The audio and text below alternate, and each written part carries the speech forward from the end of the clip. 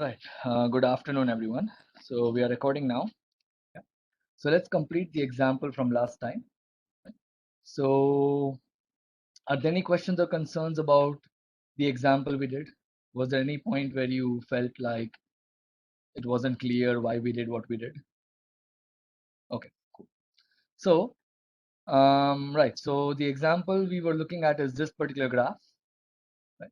And we constructed this tree, and we noticed that at this point, after constructing it so far, we couldn't add any more vertices or edges to our tree, right?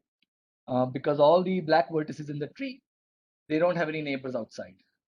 And so what we decided to do instead is we decided to take an edge between two black nodes in the tree, and we shrunk the corresponding cycle in the graph. And in the tree, we replaced it by just a single vertex, right? So the whole 3, 5, 6, 9, 10, it just became one vertex or one node in the tree, Q. Yeah. All right. And then we proceeded with the G1 and T1, and the matching, of course, modified accordingly. Okay, so we kept doing this until we finally hit a situation where, so these graphs G1, G2, G3, G4, they are all obtained by um, iteratively shrinking odd cycles. So these odd cycles that are shrunken, these are what Edmonds called blossoms, which is why Edmonds algorithm is often known as the Edmonds Blossom Algorithm, right? So the shrunken odd cycles are the blossoms with respect to that run of the algorithm, right? And these graphs that are obtained, G1, G2, G3, G4, these are called derived graphs. So each derived graph is obtained by shrinking a blossom from a previous graph. Right? And we reached a situation where the G3, and I think this is T4, my bad. So this should be, yeah, T4, sorry. So this is T4. We reached a situation where in this G4, T4, we were able to find an augmenting path, right? If you look at the vertex Q3, it has a neighbor 15, which is exposed with respect to the matching M4. And now what we want to do is we want to trace this augmenting path, M4 augmenting path, to an M augmenting path in the original graph with respect to the original matching. Okay, so let's complete that process. Okay, so right, so the path we have right now is 0, 2, Q3, and 15. Okay, let's just remember this 0, 2, Q3, and 15. Maybe I'll just make a copy of it if I can.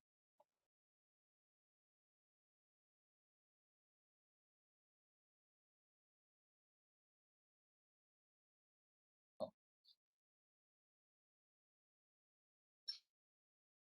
okay.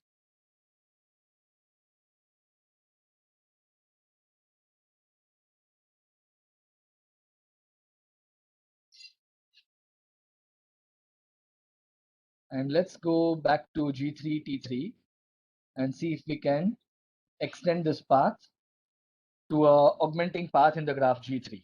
So we'll have to do this iteratively until we get to the graph G. So, all right. So we want to expand this Q3. We want to unshrink the blossom. That's the idea. So let's see how this works. So this is, we are going to get the path P3. So let's see, 0 to 2.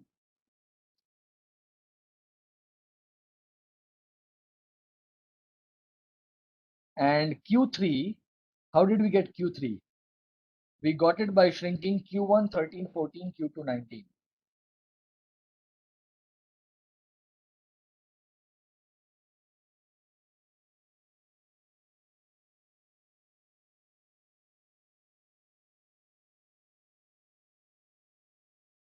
Right? And then we have the last edge from Q3 to 15. What does that correspond to? So let's see, Q3 is over here. That corresponds to 14 to 15, right? So we have an edge from 14 to 15. And what about 2 to Q1? So that is, right, so that is this edge. And let's mark the matching edges in this situation.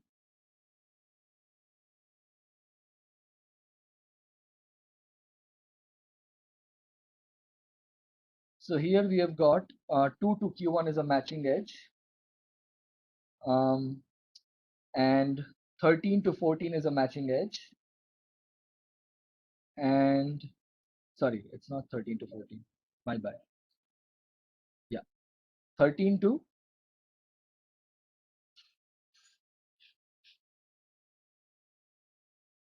so 14 to 19 is there, right?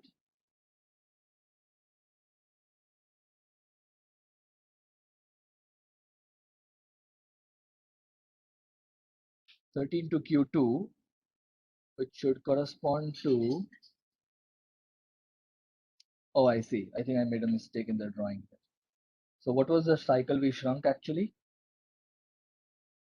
Q3, which is Q1 to 13 to Q2. Oh, I see. There's a problem in my labeling. I'm sorry. Let's just erase this.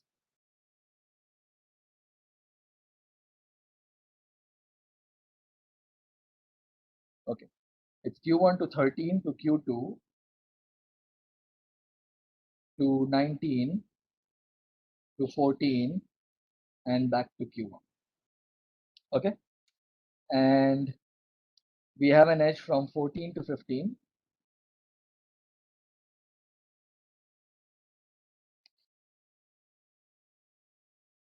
And 13 to Q2 is a matching edge, and 19 to 14 is a matching edge.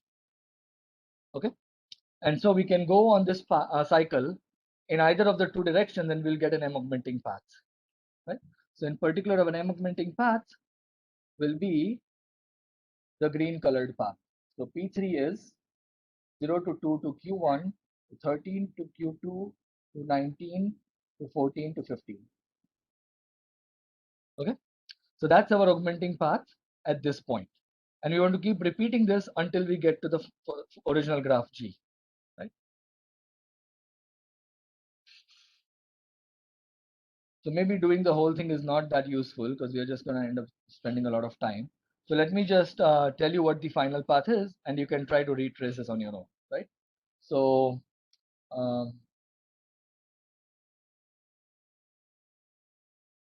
retrace until you get to the graph GM matching by unshrinking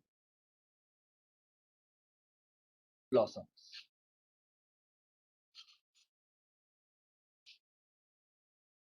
Okay. All right. So you will first be expanding Q2, and then you will be so you will unshrink Q2, and then you will unshrink Q1. You don't need to unshrink Q. Remember, the first odd cycle we shrunk was the cycle Q, but we don't need to unshrink that because that is never going to appear in our paths that we are constructing iteratively. Okay. So we only care about those cycles or those blossoms that actually participate in the path directly or by recursion. Okay, great. So finally, what you would get is the following path.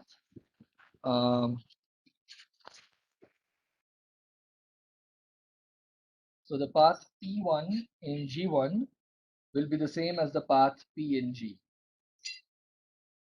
because the last unshrinking doesn't make any difference. Okay. So that's going to be this one. 0. Okay, so it's a long path, which kind of is the point of this big example, that you can have really long augmenting paths that you can't find easily unless you go through this whole unshrinking process.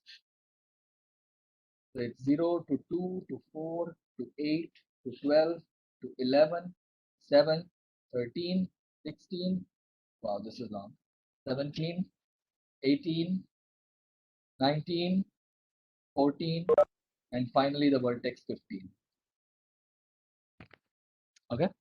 And let me just mark the matching edges red, and that's going to be it. So observe that all of these edges are in our matching. Okay. And the point is that when you go from G1 to G, you don't make any changes. So P is exactly P1 since the pseudo node Q doesn't matter.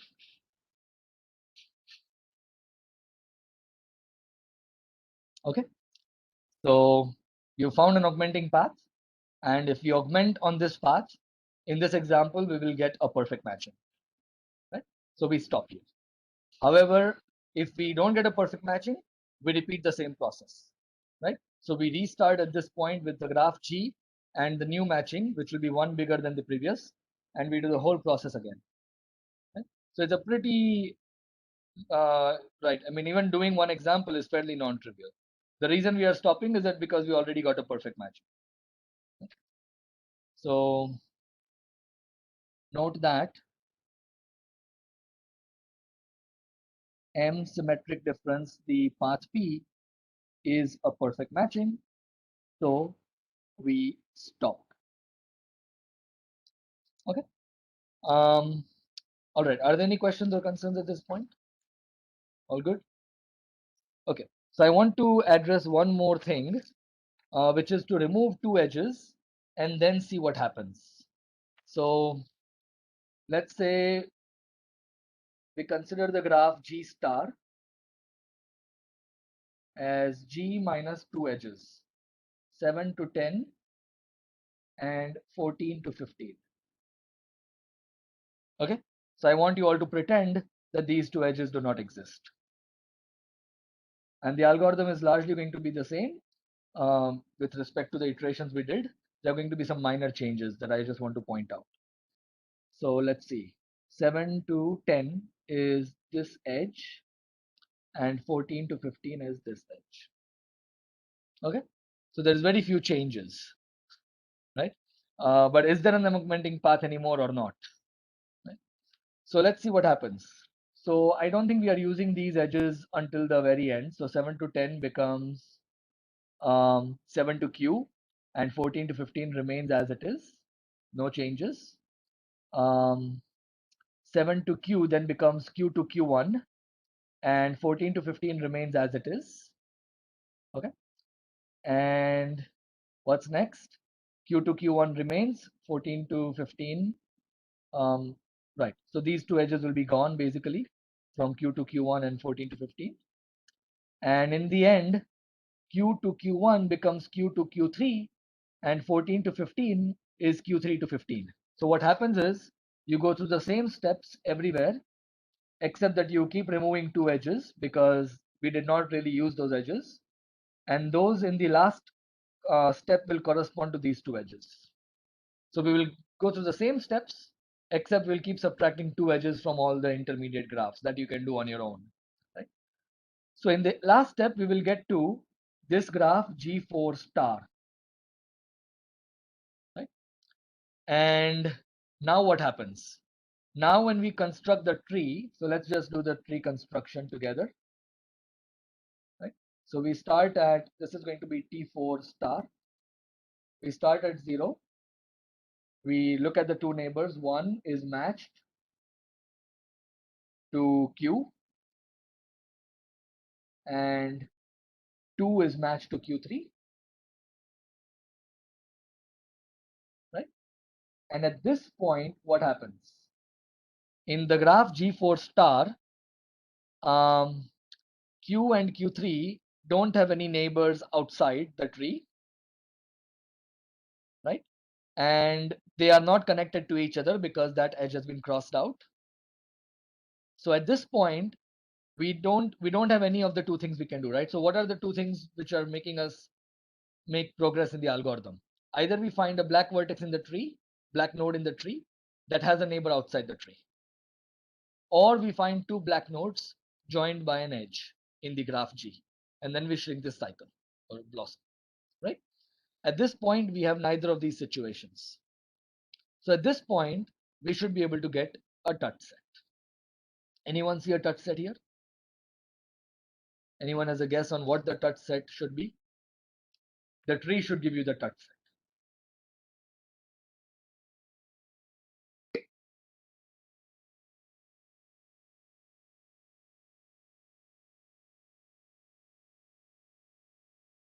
1, 2. 1, 2 is going to be our touch set. Exactly. So let's see what's going on. So what is a touch set? We want to delete a bunch of vertices and get more odd components than the number of vertices we deleted. So in the tree, you will always have k white nodes and k plus 1 black nodes, right? And the white nodes will always correspond to original vertices of the graph. The pseudo nodes, the so-called pseudo nodes like Q and Q3, they will only appear among the black nodes of your trees. By the way, we are running the algorithm, right?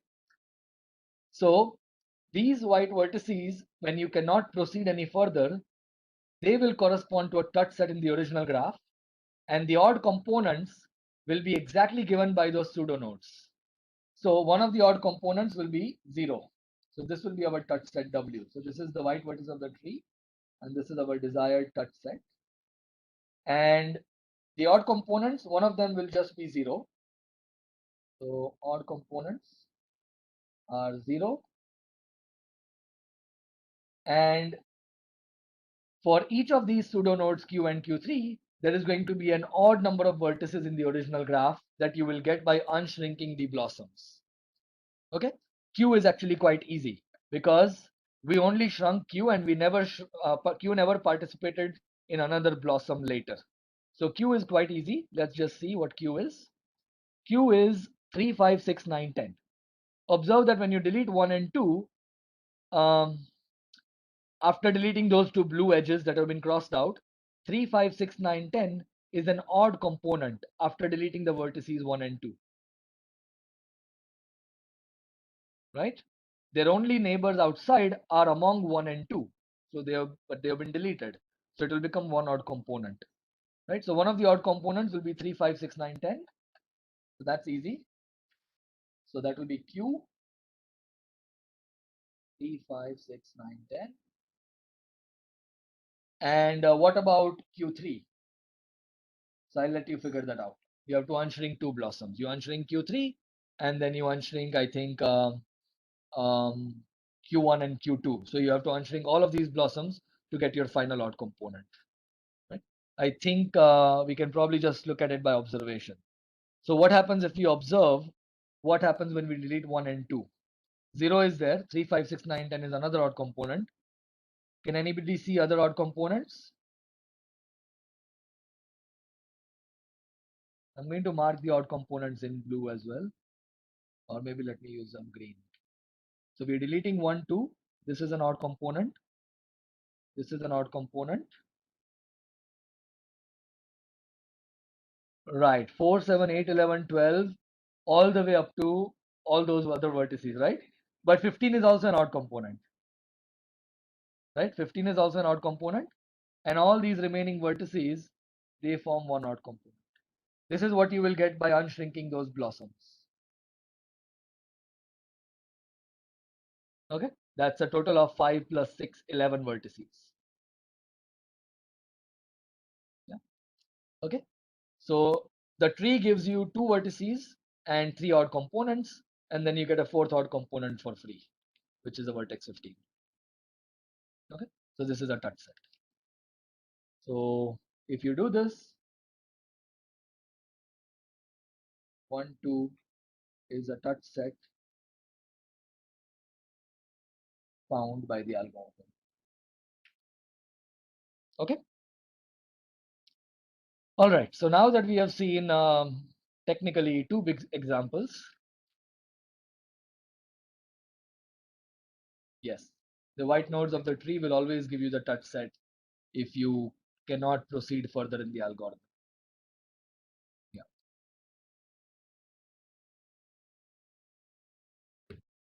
Okay. Are there any questions or concerns at this point before we start formalizing things a bit? Okay. All good. Anyone in the call has any questions? You are in the call too? Okay. All right. So okay, let's see.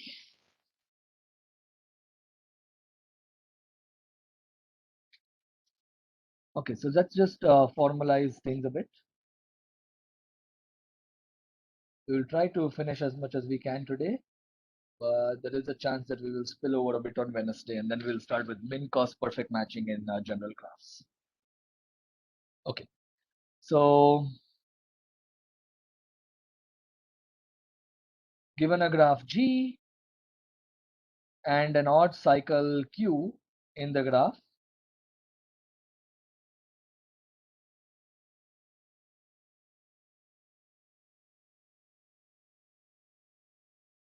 you can shrink this into a single vertex, and that is basically called shrinking a blossom.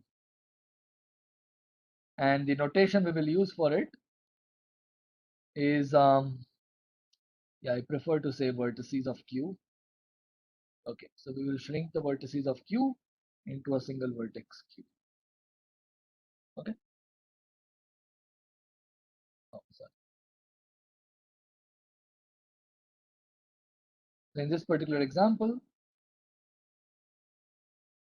this is what you get. So sometimes, and in fact, the book we are following, they keep the parallel edges, which makes it a bit easier when you're unshrinking things because those edges will exactly map to edges in the previous graph, right? So you may or may not keep them. When I was doing the algorithm, I did not keep them.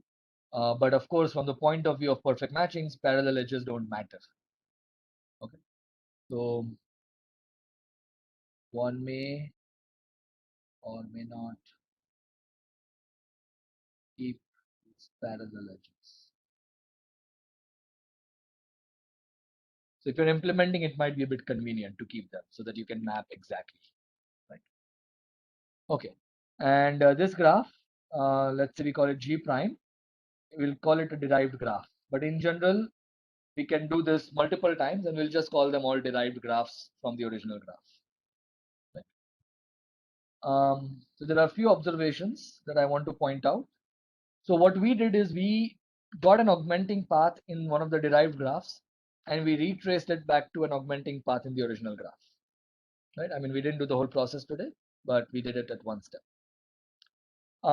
Another way to think about it is that any matching in a derived graph can be extended to a matching in the original graph, where the number of exposed vertices will remain the same.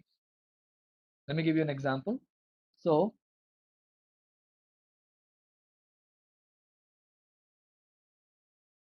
consider the following matching. Let's say I take this matching. How many exposed vertices do we have? 2, right? So now you can do the following. You can go back to your odd cycle and extend it like this. And you still have exactly 2 exposed vertices, right? Let's do one more quick example. Supposing I take this matching, which is a perfect matching. So there are no exposed vertices. So I should be able to take this to a perfect matching in the original graph. Right? So I can take this edge and this edge. And now I just need to extend it on the odd cycle, which is quite easy. I will just pick these 2 red edges. So I'm not even going to write down a formal proof. It's fairly clear by observation. The point is,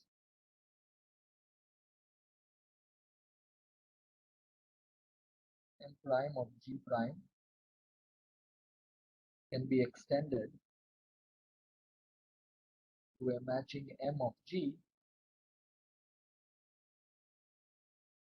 such that the number of M prime exposed vertices is equal to the number of M exposed vertices.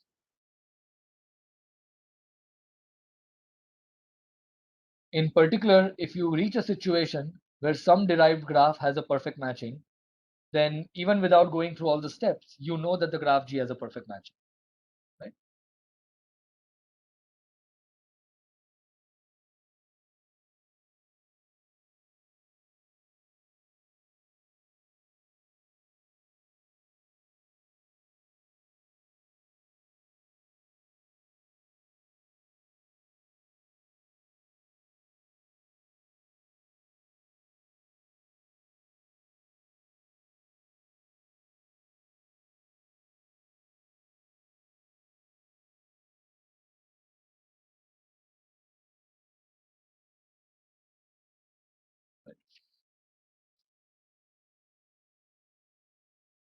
So in fact, if you want to just know whether the graph is a perfect matching or not, then the implementation is actually much simpler. The trickier part is unshrinking everything and going back to the original graph, right? So that makes implementations of this algorithm a bit tricky. But if you just care to know whether the graph is a perfect matching or not, that's much easier, right? And the certificate would be a derived graph with a perfect matching. But then by this result, you know that the original graph has a perfect matching. So that can be viewed as a certificate, right? All right. Okay, so let's think of an alternating tree. So for an M alternating tree, so this could be an M alternating tree with respect to some derived graph, but I'm just going to call it G for now, where G is your graph and M is your matching, right? So with respect to a graph G and the matching M. So well, let's just make a generic drawing. So you have a black node, which is the root of the tree.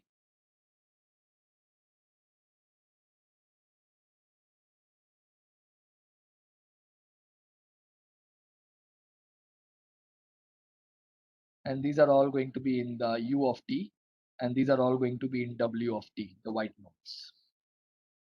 And the tree proceeds in whatever way. Observe that the number of black nodes is always the number of white nodes plus 1, because everybody is matched except for the root, right? So that just gives you this result.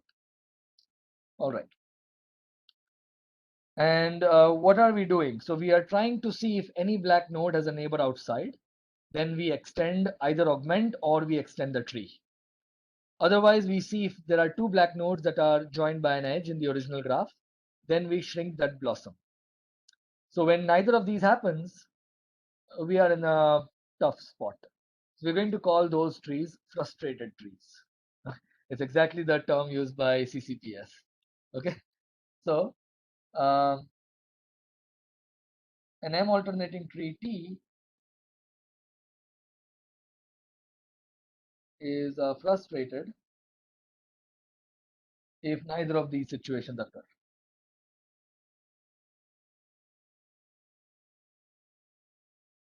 If the black vertices um, have no neighbors outside the tree in the graph G,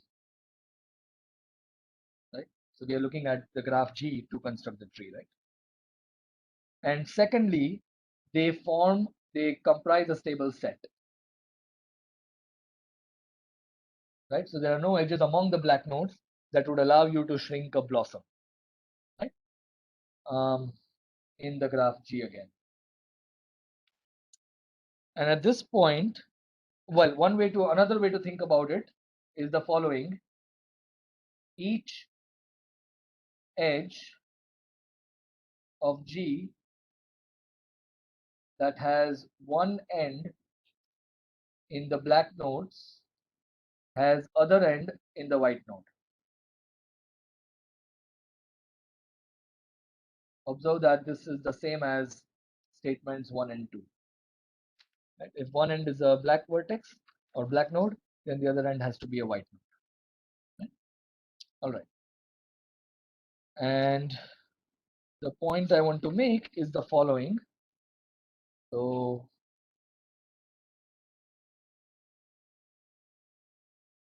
here is a proposition 5.8 in CCPS.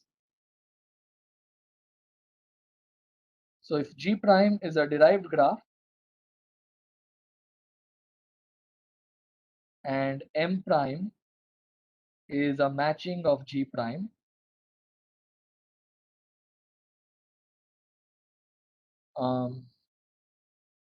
and let's say T is your M prime alternating tree with respect to the graph G prime, with respect to the derived graph.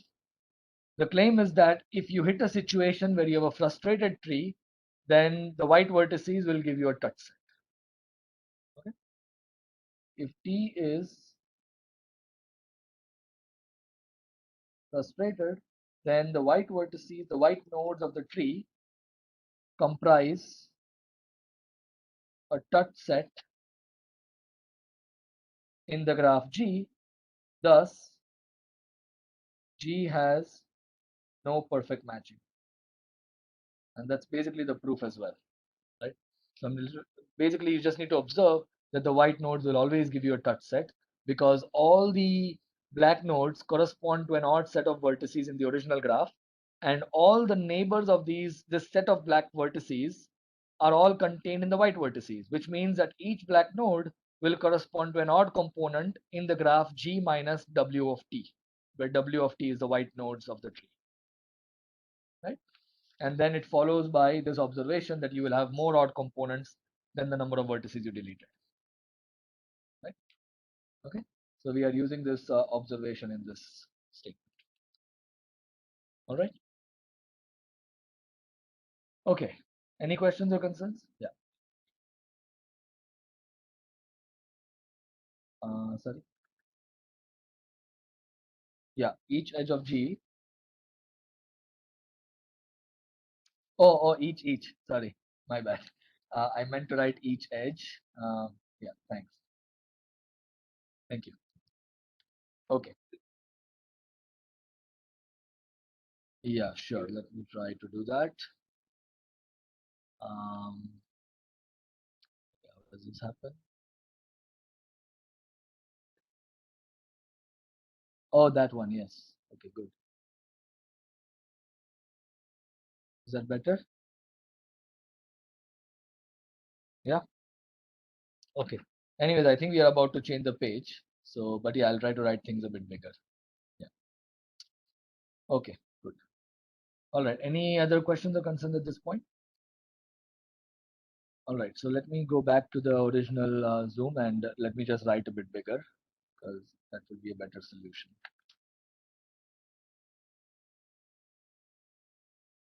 Okay. Good. So then let's just write down the algorithm, right? Let's formalize things. Let's write down a pseudocode for the algorithm.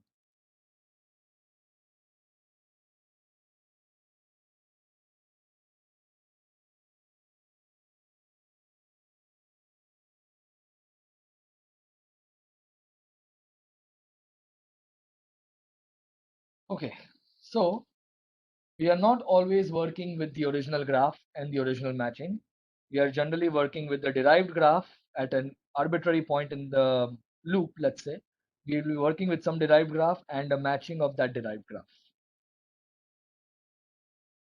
So let's first figure out what the main body of the pseudocode looks like, and then we'll figure out the rest, right? So here is our, let's say, main loop. And at this point, what we will have is a derived graph G prime, a matching M prime, and a tree M prime alternating tree T.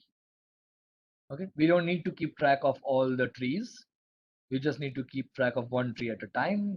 We need to know how to do the unshrinking process by keeping track of the things we shrunk. Right, so those things we'll keep track of. I'm not going to write down those implementation kind of details. Okay, so when we are at some point like this, what are we doing? We are looking at whether there's any edge going from a black node of the tree to outside the tree, right? If there is such an edge, then we either get a bigger matching or we include this other node in our tree, other vertex in our tree. So if there exists, let me if there exists edge UW in the derived graph G prime such that U is a black node of the tree and W is not a vertex of the tree, right? Okay, so there are two possibilities. Either this vertex W is a matched vertex, That case is easy, right? Then we just extend the tree by including that vertex and its matched neighbor. So let's deal with that first. If W is M prime covered, then we just say that our tree, we are going to update it by including the edge UW and the edge which is incident at W and in the matching M prime, right? So basically we are adding two edges to the tree. Okay, that's easy. Else, this vertex is M prime exposed, and in this case we get an augmenting path in the graph G prime, an M prime augmenting path in G prime. Right? So let's say, how do we get this? So let's say P prime is the path from the root.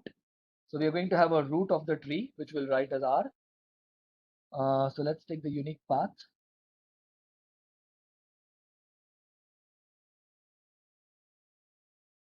Unique RU path in the tree T along with the last edge U to W.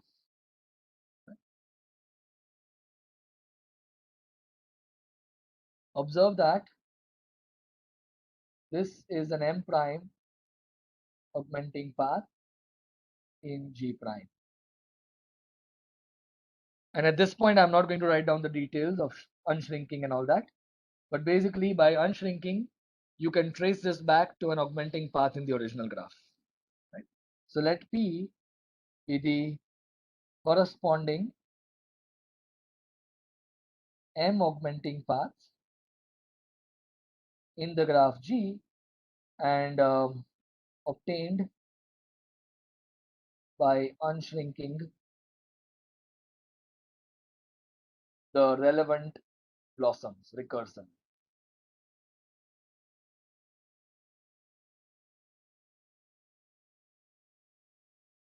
Okay. And well, we've got this augmenting path. So we update our matching M prime. Maybe we should update the original matching M itself. So the original matching M is going to be the symmetric difference of itself with the path P. Right? And we should update our G prime and M prime because we are always working with G prime and M prime, right? So G prime is going to be set to G again, right? Because we have increased the matching, so we want to restart the whole process, right? Notice that in the big example we did, we literally just did one augmentation. In general, you could have to do many augmentations, right? So we set G prime back to G, M prime back to the new matching M, and we need to reset the tree to any exposed vertex with the empty set of edges, where R is any M exposed vertex in the graph, right? Good. All right. Actually, yeah, I should have mentioned one more thing, but I think I can mention it now. So maybe, yeah, we should check whether this matching is perfect or not, right? So let me just make a space here. I forgot to write that.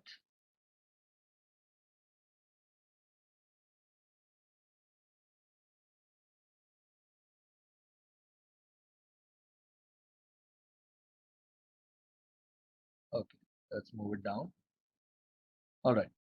So, oh, I see.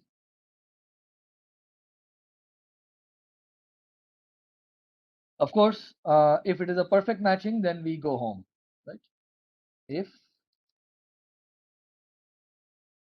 M is a perfect matching of G, return M.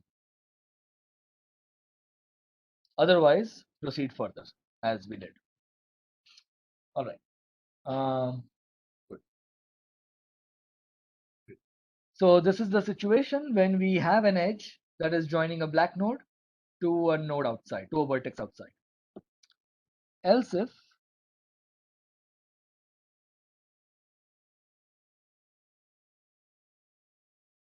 there exists an edge between two black nodes, I'm going to call them U and V. There exists a UV edge in the derived graph such that both U and V are black nodes of the tree.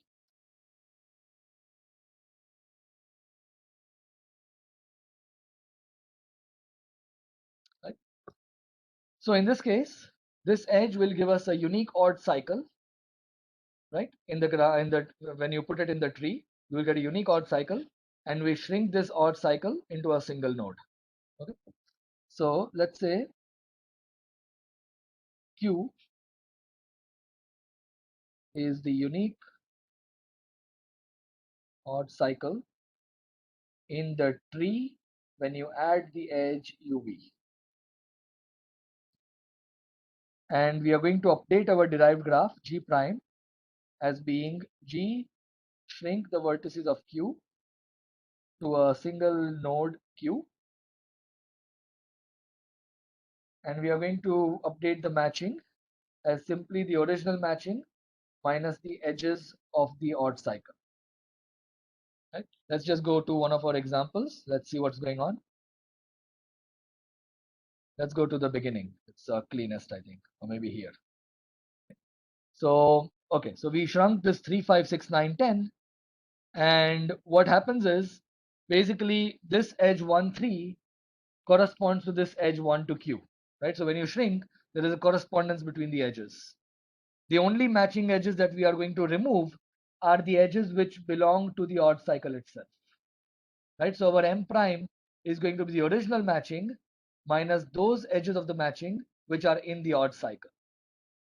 Okay, and it is implicit that we have a bijection between all the edges of the derived graph to all the edges of the previous graph, right? So we are not going to give them new names. It's pointless, right? All right. So it's basically the original matching minus the edges of the odd cycle. And what about the tree? The tree is also similar, right? You take the original tree and you delete the vertices of the odd cycle, except for the so let's see, right. So if this was your tree, right, what we did is we shrunk all of these into a single vertex. In fact, I think I can just write it like that. I can just write it as shrink, sorry, exactly, not to the root of, yeah, root of that blossom, right? You can think of it as the root of the blossom, right? So in fact, I can think of it as shrinking the whole odd cycle into a single node, little q, right? So I can use the same shrinking odd cycle kind of notation to denote it. Okay, so the tree is going to be the original tree that we had, and you shrink these vertices into a single node as we did in the graph as well. Okay, cool. That's it. And proceed. So if neither of these hold, so you don't have any edge, right? So now we should get a touch set, right? And that is going to be exactly our white nodes in the tree. Else return W of t. This is going to be our touch set, right? And I'll just make a comment here that each node in the U of t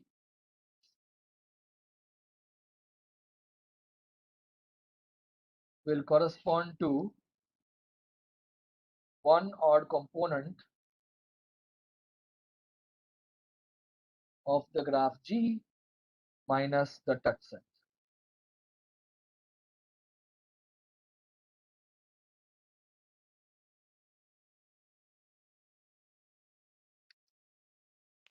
Okay, so that is our main loop.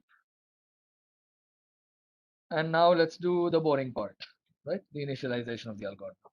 So our input, of course, is any graph G,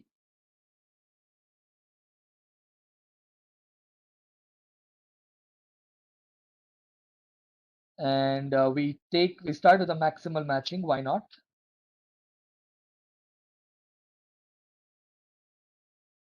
We may find it by a greedy method, right?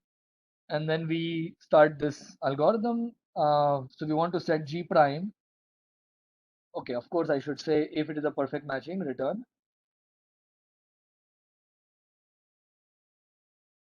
If M is a perfect matching, return M. Otherwise, we come to the next point where we say that G prime is equal to G, M prime is equal to M, and our tree is going to be any exposed vertex and the empty set.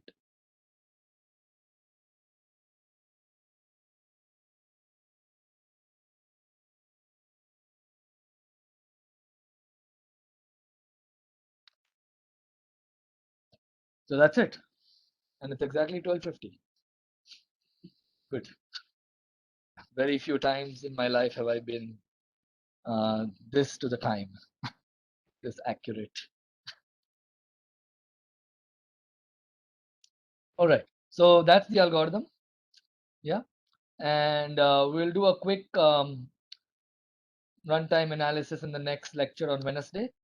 And then we'll switch to min cost perfect matching in non-bipartite graphs, right? So in the non-bipartite part, I'm not focusing too much on the runtime analysis because there are implementation issues which are quite tricky, and that's not what I want to focus on in this course, right? The focus is mainly on the combinatorial techniques and the optimization techniques that are coming from LP duality, things like complementary slackness and all, right? Okay, cool. So that's all for today. If there are any questions or concerns, I'm still here for 5 minutes.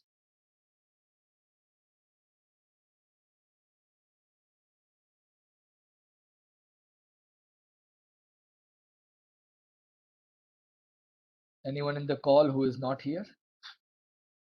Okay, both of you are here, so I'm going to stop recording.